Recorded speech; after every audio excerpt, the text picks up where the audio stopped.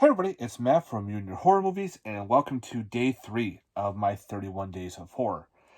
Today I'm bringing you a film from 2017, put up by Gravitas Ventures. They put out some weird stuff here and there. The one I'm going to be talking about is The Moosehead Over the Mantle. Now, this is a very interesting, Archie type movie. Now, pretty much, I don't want to step anything over there. With this movie, pretty much has the Lillian Hoth, wow, Hoffinside's Beckman family. They decided to move into an old family home. And pretty much with this is they find journals and paperwork about her ancestors, about her family. And they all come to find out that the family is not very good. They're all to deal with murder, suicide, corruption, all that weird shit. And pretty much she's worried that maybe her son's getting involved into this. And what this movie is, takes place kind of like in the 80s.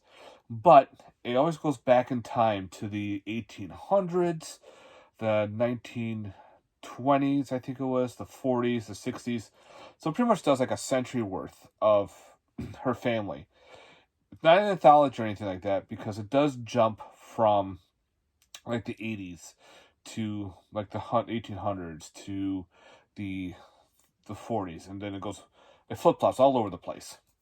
But it kind of flows, which is kind of neat, and we get to see the destruction of her family members. And which is pretty cool with this movie is there's like one scene to the whole movie. It's just one room. That's all we get. There's no other scenes at all.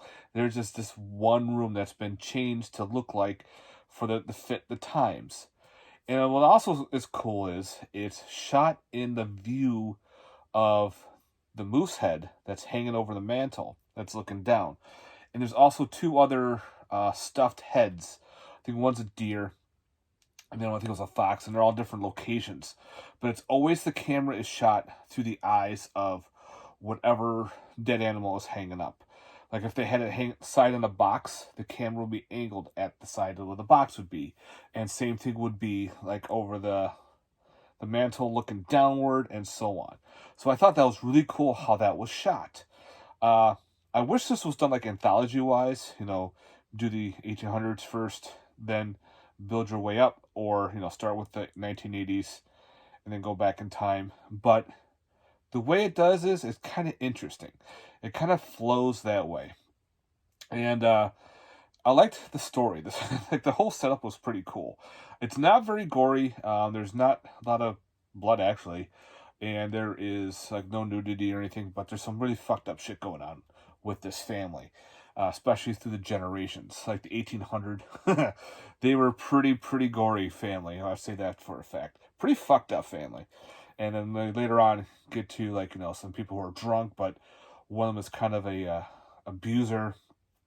And of course, they all meet their demise in this room, either again through murder, through suicide, through a bunch of other demises that they get killed in this particular room.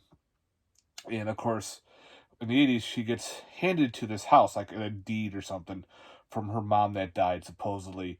And of course, the room is different, but it's still the same room. It's all the same. Same moose head, same deer head, same, I think it's a fox or something. But it's all in different locations, which I thought was really cool. I definitely enjoyed that. It's kind of like a slow burn. A lot of stuff doesn't really happen right off the bat, but it does happen.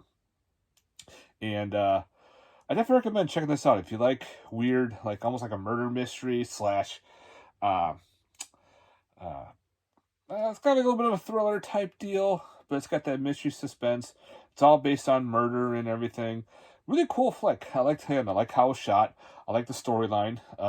Again, it's all one room, so whoever designed it was perfect. You didn't have to worry about going for different settings or anything.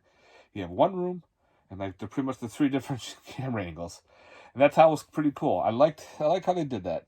Now, pretty much there are no special features. It's just shot in widescreen, and there is a trailer, and that's it, unfortunately. But definitely check out the trailer if you're interested, like I did, and I'm glad I picked this up. So again, this is from 2017 with the long-ass title of The Moosehead Over the Mantle.